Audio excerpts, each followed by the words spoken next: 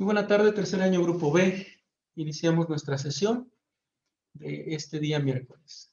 Pues bien, mucho les he comentado que nuestra Constitución política marca derechos y obligaciones. Y en los derechos humanos y en las garantías individuales, nunca deben de olvidar ustedes, para ninguna materia, el párrafo primero del artículo 1 de la Constitución. De manera toral, esto es lo que no se ha cambiado en México.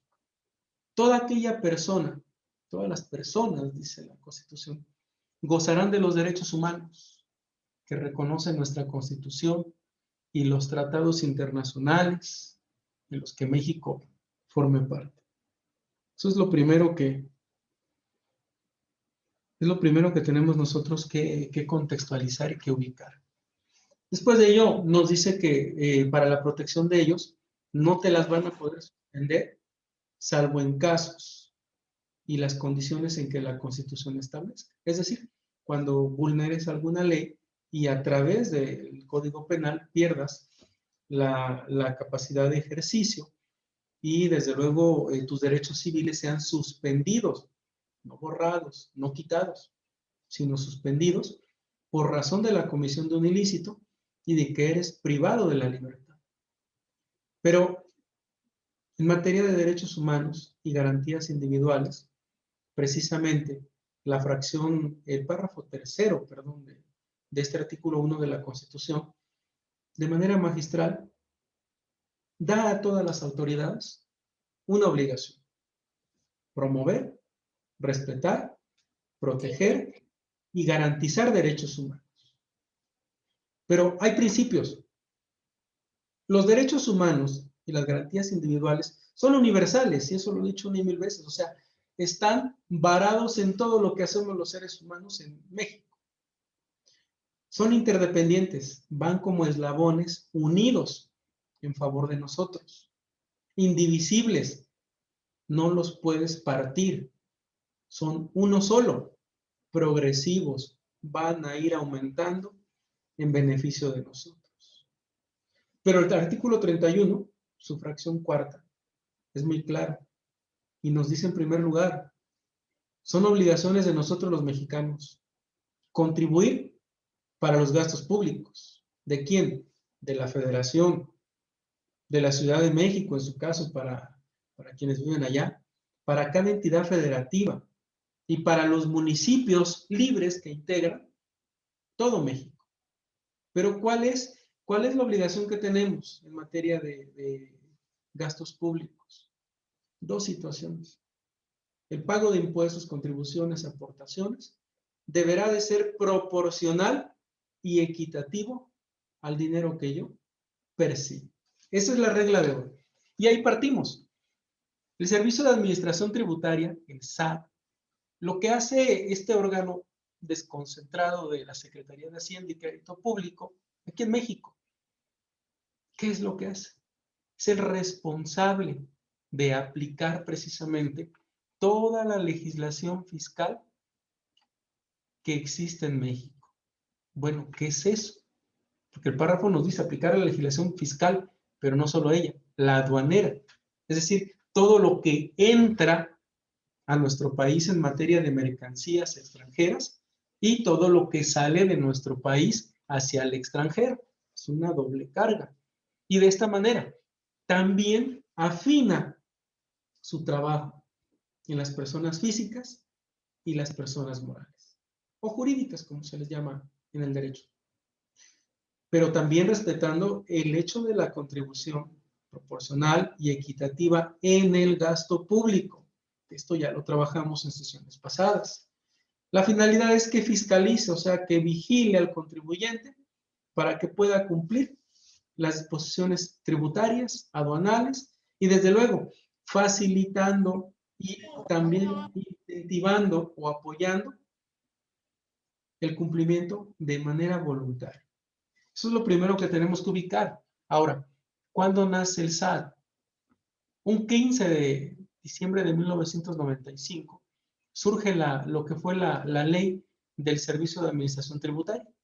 Crea este órgano, lo desconcentra de Desconcentrar es quitarlo. Lo quito de acá, perteneces a él, pero te alejo tantito para que puedas trabajar de manera autónoma la encomienda que se te da. Y de esta manera, en marzo del 96, se autoriza, se registra una nueva estructura en lo que fue la Secretaría de Hacienda y Crédito Público. Y ahí surge la Subsecretaría de Ingresos, que es la que recibe dineros. Se le cambia el nombre y se le otorga ahora el de Administración General de Interventoría, Desarrollo y Evaluación. Los nombres que van a ver son muy variados, son muchos los cambios que ha habido en materia de derecho fiscal. En la siguiente lámina, como ejemplo, les cito que precisamente el 1 de julio entró en funciones este órgano, desconcentrado también del Servicio de Administración Tributaria. Su reglamento se publica el 30 de junio y nace el 1 de julio del 97. ¿Cuáles eran las unidades que tenía? Había una unidad del SAT, una presidencia. Había una unidad de comunicación social, la que emite hacia la sociedad, hacia los medios de comunicación, los posicionamientos en materia de miscelánea fiscal, por ejemplo. Secretariado técnico, las direcciones tanto de interventoría, la planeación tributaria, cómo recibir los ingresos, cómo fiscalizarlos. Los asuntos fiscales internacionales, una unidad, una dirección que se encargaba de vigilar el arancel o el tax de los países cercanos y los de Europa y las demás naciones que tenemos en el planeta. En la Dirección de Tecnologías de la Información, cómo mejorar el trabajo desde 1997 a la fecha de este órgano, cómo volver más dinámico el proceso. La General de Recaudación, que es de donde proviene precisamente la cobranza en materia de impuestos, en materia de embargos, y sobre todo la Auditoría Fiscal de la Federación. ¿Qué hace este órgano? Es el que llega a auditarte. ¿Pero qué es un auditor? Es aquel grupo especializado de la Secretaría de Hacienda, en este caso de SAT, que llega a la persona física, a su domicilio, o a la persona jurídica, y le revisa la documentación con la que está reflejando sus activos y sus pasivos. Emite una resolución y al emitirla se va a decir si es legal o ilegal las declaraciones que las personas llegan a presentar. Eso es lo que comentaríamos de esta diapositiva. Esta misma unidad del SAT ha tenido cambios estructurales. En 1999 surge un nuevo reglamento. Desaparece en comunicación social las administraciones regionales de recaudación, o sea, en el país habían áreas, habían regiones. Desaparece la auditoría jurídica de ingresos, de aduanas, la de coordinación regionales y se crea precisamente la unidad, las administraciones generales de grandes contribuyentes, o sea, los que aportan más, la coordinación y evaluación tributaria, las administraciones que en el estado y en zonas metropolitanas surgen, y desde luego, las locales de grandes contribuyentes. El 22 de marzo de 2001, con ese nuevo reglamento, se reestructuran las oficinas. Los nombres que van a ver son cada uno de cómo cambiaron de nombre. Por ejemplo, la que se conoció desde 2001, 22 de marzo, como Administración General Jurídica de Ingresos, sustituyó a la Administración General Jurídica. Es el jurídico, es a donde se emiten todas las resoluciones. La General de Recursos sustituyó a la que era de Administración General de Innovación y Calidad. Se crearon oficinas generales, administraciones generales como asistencia al contribuyente. ¿Qué hace asistencia al contribuyente? Es la oficina, la unidad que te da asesoría, que te despeja duda para poder darte de alta y, en su caso, preparar y emitir tus declaraciones mensuales o anuales. Y así surge cada una de ellas.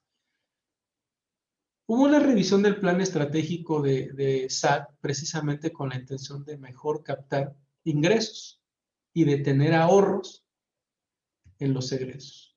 De esta manera, el Fisco Federal generó precisamente lo que conocemos en la práctica como la unidad de fiscalización, pero además de ello, es dentro del derecho financiero la unidad que permite que se administren y en su caso los bienes se vayan regulando, las compras, las ventas y sobre todo, que no se dilapiden o que no se pierdan los bienes, que se lleven inventariados en todo lo que es el país, México. Si me ven que estoy tarareando, estoy cambiándole el nombre al video que tuvimos ahorita. Entonces, eso es lo primero que vamos a encontrar y en el último párrafo van a poder encontrar los nombres de cada una de las oficinas que se crearon con esa reforma. Eso es lo primero que tendríamos que nosotros identificar de lo que son los propios cambios en materia del trabajo que en Hacienda se hace. Les ruego me den un minutito para que pueda yo pegar construyete y guardar. Bien, les agradezco, ya lo hice. Entonces, otros cambios que encontramos en la Administración General de Innovación y Calidad fue en 2006.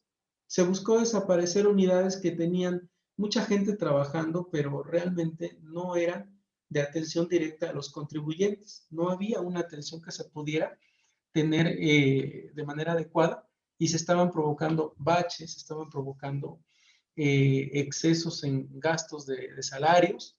Las aduanas no estaban operando y vino el cambio con la intención de que lo que provenía en dineros de aduanas y lo que provenía de impuestos se mejorara el trato a la ciudadanía en general. El problema que ellos encontraron fue, y no lo dice la diapositiva, fue la falta de transparencia en el manejo de los procesos, la no rapidez, la inseguridad y sobre todo lo vulnerables que eran los sistemas de cómputo que tenían ellos. Eso es lo primero que encontraron. ¿Cuáles son las funciones de la sede central del SAT? Vean ustedes, recaudar impuestos, contribuciones de mejoras, ya vimos qué es eso, dinero para poder crear obras, derechos, por ejemplo, los exámenes a título, los extraordinarios, los CARDEX, los certificados, las cartillas, etcétera, aprovechamientos federales, accesorios. Todo este paquete que les incluyo en esta diapositiva son las funciones que de la ley del SAT van a encontrar ustedes insertas en beneficio de nosotros.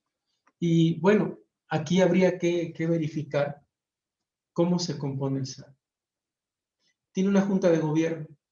Su principal jefe es nombrado y removido por el presidente de la República. Él lo propone, pero debe de ratificar el Senado de la República.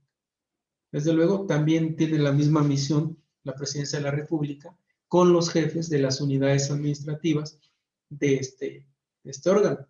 Ahora, la Junta de Gobierno. Cuando vean ustedes la palabra Junta de Gobierno, significa que un grupo de servidores públicos de diferentes entidades van a operar como órgano máximo en ese lugar. ¿Y cuál va a ser la intención? Precisamente esa, tomar acuerdos. Y en esta Junta de Gobierno del SAT, el titular, quien preside, el jefe de todos, es el secretario de Hacienda y Crédito Público. Hay 3 consejeros que elige el secretario de Hacienda y entre ellos son los empleados de mayor jerarquía en la Secretaría de Hacienda. Hay 3 concejales independientes que los nombra el presidente de la República.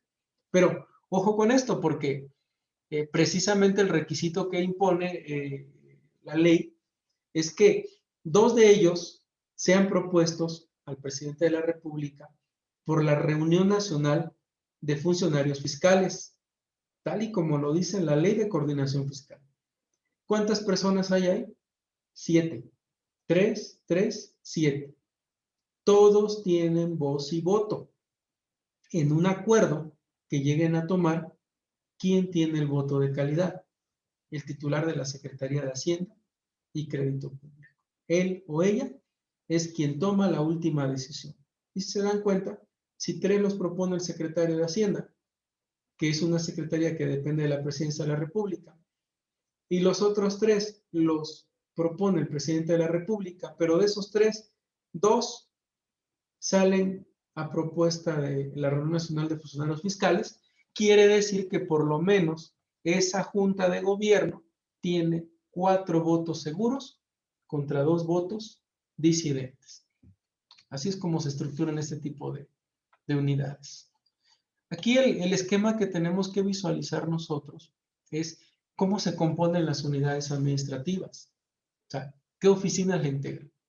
Hay una jefatura, hay unidades administrativas centrales y de ellas derivan la General de Recaudación, la de Aduanas, Auditoría Fiscal Federal, Auditoría de Comercio Exterior, grandes contribuyentes, hidrocarburos, qué importante es esta, servicios al contribuyentes, la jurídica, la de planeación, recursos y servicios, comunicaciones y tecnologías de la información y la de evaluación.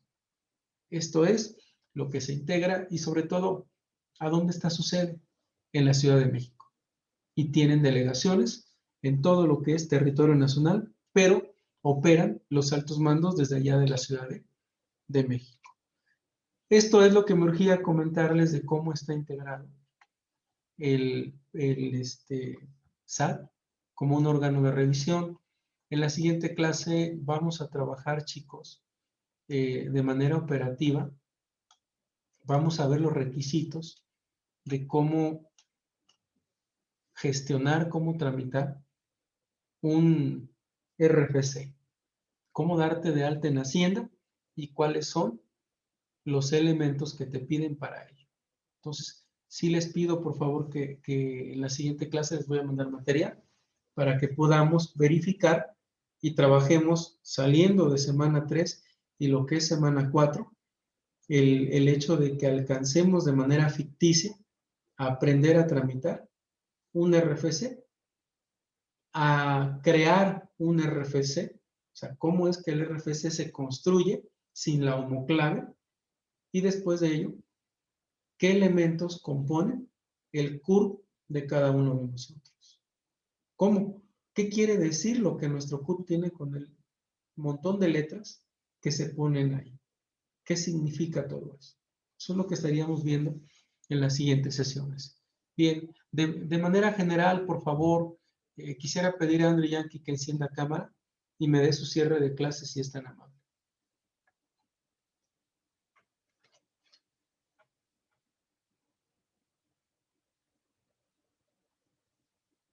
¿No lo tengo? Sí, acá estoy. Adelante, su cierre de clase, Andrew Yankee, por favor. Sí, pues por lo que entendí, el derecho tribunal o fiscal, pues es una disciplina que va así ordenando, tiene un ordenamiento y pues es aplicable en varios tributos. Entonces, si yo le preguntara, oiga, ¿qué es el SAT? Señor Andrew Yankee, ¿qué es el SAT? ¿El SAT? ¿Sí? ¿Para qué sirve? No, no me dé qué significa. ¿Para qué sirve el SAT? ¿Qué trámite hace usted en el SAT? ¿Para qué sirve el SAT?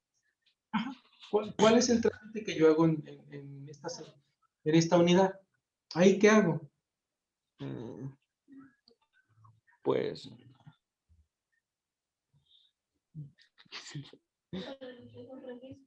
es como un registro. Es una oficina, es una unidad que se encarga, en primer lugar, de promover, incentivar y vigilar el pago de impuestos, aportaciones, eh, por ejemplo, derechos por mejoras. Es decir, es el órgano que capta el dinero que por ingresos el Estado mexicano debe recibir y a su vez hace la planeación suficiente para qué, para gastar ese dinero público, pero en obras o en bienes y servicios. Atiende contribuyentes y permite o vuelve factible que nosotros podamos gestionar o tramitar en esa oficina nuestro registro federal de contribuyentes. ¿Sale? Gracias. Luis Arturo, gracias, Andrew. Luis Arturo, ¿su conclusión? Pues mi conclusión sería que del SAT, que son el Servicio de Administraciones Tributarias, cómo tiene cada función, sus funciones, que son su composición del SAT y que pues contribuyen al gasto público. Muy bien. Si usted quisiera ir a tramitar un RFC, ¿a dónde lo haría? ¿En Hacienda o en el SAT?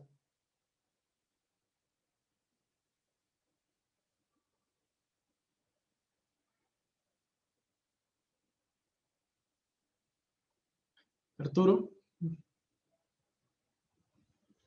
Bueno. Arturo, ¿sí me oye? Se pasmó. Bien. Quisiera preguntarle para cerrar a Paulina. Paulina, ¿qué le gustó, qué no le gustó de esta clase? Bueno, a mí me gustó que, bueno, siempre explica muy bien las clases y le entendí más. Bueno, le agradezco el elogio. Dios los bendiga. Espero que les haya gustado la sesión anterior. Vamos a estar trabajando un poquito más en ello. Tengan muy buena tarde, chicos. Arturo, nos faltan compañeros por entregar. Gracias, Pau. Nos faltan por entregar algunos drive. Y la semana que viene, ya el miércoles que viene, de aquí 8 días, ya me tienen que entregar la semana 4. Estamos muy bajos. Por favor, cadenen, porque tienen que Profe. ganar todos sus puntos. ¿Quién habla? Adelante. Yo, profe, le iba a decir, ¿me podría mandar mi carpeta de Drive para poderle subir mis trabajos? Alfredo Hernández Benavides. ¿Sí? Sí. Sí, Alfredo. En un ratito se la mando. Claro que sí. Se la mando ahorita. Publico quiénes son los que faltan para que nos hagan la solicitud. Y hay compañeros en el grupo que deben materias. Por favor, traten de pagarlas. Ya les enviamos las órdenes de cobro conforme a la Ley de Ingresos del Estado de Puebla.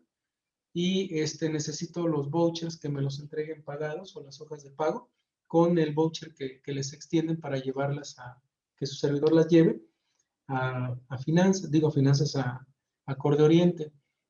Y ya la semana que viene les apliquemos exámenes. Entonces, si no hay otro tema más que tratar, les agradezco mucho. Muchísimas gracias. Descanso la garganta un ratito. Buena tarde a todos. Bye bye. Adiós, hasta luego.